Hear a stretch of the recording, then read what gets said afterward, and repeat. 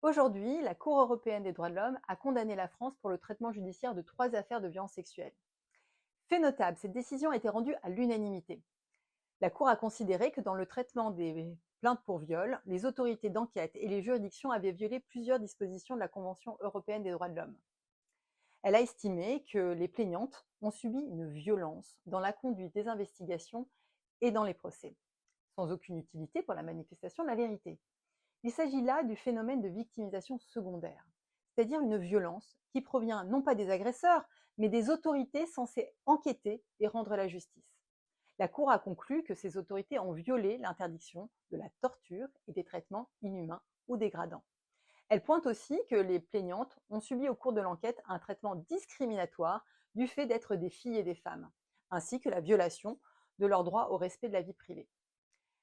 La Cour européenne rappelle aussi la centralité de la notion de non-consentement, qui est toujours absente de la définition française du viol.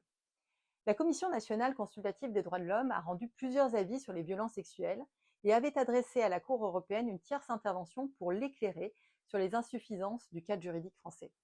La Cour a fait sienne les observations de la CNCDH. Elle a ainsi souligné que la France a manqué à ses obligations qui lui imposaient de réprimer les actes sexuels non consentis.